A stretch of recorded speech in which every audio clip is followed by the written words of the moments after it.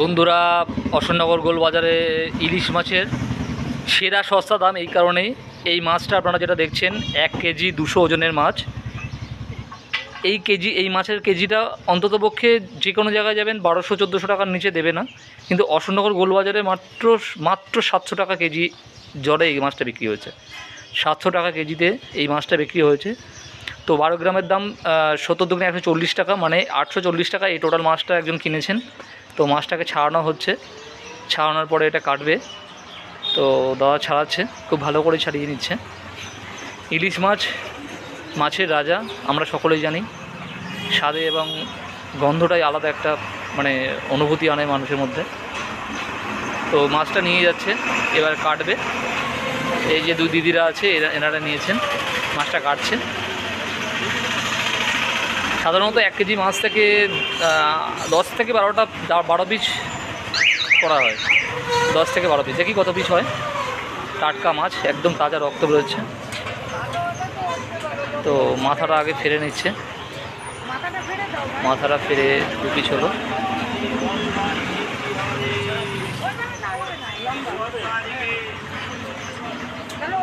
আরও একটা মাঝখান থেকে ফেলে নিল।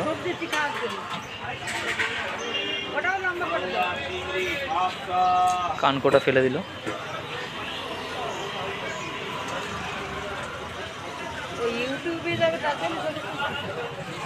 হ্যাঁ, না সবটাই তুলে নিল। ইলিশ মাছের কোনো কিছু ফেলা যাবে না। ও ফেলে দিল, সরি। এবার কটা পিস হয় দেখা যাক। মাছটায় ডিম হয়নি, মনে হয় তেল হয়েছে। তেল হয়েছে।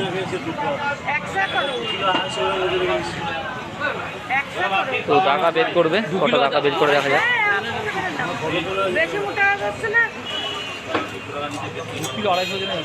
1 পিস মিস করে গেছি আমরা। 2 পিস,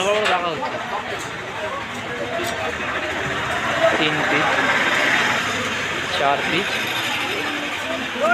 5 পিস। ডিম মানে ভালো আছে, আলাদা সলিড টাকা পাইছে। 7 ডিম না হয়েছে ভালো, 9 পিস হয়েছে। যদি মাঝখান থেকে কেটে নিয়ে পেটিটা আলাদা করতে হয় তো আরও বেশি পিস হতো। যাই হোক, 1 কেজি মাছ 9 পিস, 1 কেজি 200 মাছ 9 পিস হয়েছে। 10 পিস খুবই বড় বড় পিস করেছে, স্ট্যান্ডার্ড পিস হয়েছে। খুবই সুন্দর দেখছেন আপনারা। কী কত? এই সামনে যেগুলো রয়েছে এগুলো ভেটকি মাছ, এগুলো পমফ্রেট, ভোলা, ছোটো চিংড়ি।